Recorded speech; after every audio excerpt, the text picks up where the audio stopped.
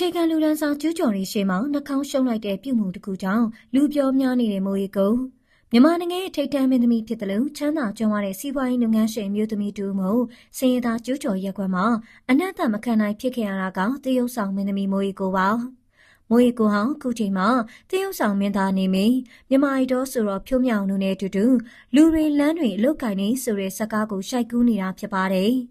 အဆိုပါရုပ်ရှင်ဇာတ်ကားကြီးဟာမြန်မာနိုင်ငံကအခြေခံလူဒန်းစားစင်းရဲသားတွေရဲ့ဘဝကိုပုံဖော်ထားတာဖြစ်ပါတယ်။အထူးသဖြင့်လမ်းဘေးမှာအလုပ်လုပ်နေရတဲ့ကလေးငယ်တွေကျူးကျော်ရက်ကွက်ကသူတွေမြန်မာနိုင်ငံကအောက်ခြေအခြေခံလူဒန်းစားရဲ့ဘဝကိုရှိုက်ကူးထားတာဖြစ်ပါတယ်။ဒါကြောင့်လည်းဆိုပါဇာတ်ကားကိုမင်းသမီးမိုးရီကိုဟောင်းကျူးကျော်ရက်ကွက်မှာတွားရောက်ရှိုက်ကူးရတာပါ။မိုးရီကိုဟောင်းပလုံးကောက်တဲ့အပွားလေးတို့လိုကလေးတွေနဲ့ရှိုက်ကူးရတာဖြစ်ပါတယ်။ဒီလိုချိန်အင်တာနက်ပေါ်မှာတက်လာတဲ့ဗီဒီယိုဖိုင်တစ်ခုမှာတော့မိုးရီကိုဟာကျူးကျော်ရက်ကွက်မှာနန်းစောလွန်းလို့အနက်မခံနိုင်မိနှာခေါင်းကိုလက်နဲ့အုပ်သွားတာပါ။ဒါကြောင့်လူတွေကတော့မိုးရီကိုကစင်တန်းခွဲချတာလားဘာလားစသဖြင့်စိတ်မကောင်းဖြစ်ကြတာပါ။ဒါကြောင့်လေတချို့လူတွေကတော့ကျူးကျော်တဲ့ကရွှွန့်တော်ဘွက်တော်တွေမှာလူတွေပြုတ်သိပ်ကျက်နေတဲ့အနံ့သက်ကိုမိုးရီကိုမပြောနဲ့အခြားတာမန်လူတွေလည်းမခံနိုင်လို့နှာခေါင်းပိတ်ရကြောင်းဘသူမဆိုနိုင်ရင်နှာခေါင်းပိတ်ကြမှာပဲအပြစ်မပြောကြဘူးမိုးရီကိုဘက်ကရှက်တီပြီးပြောနေကြပါတယ်။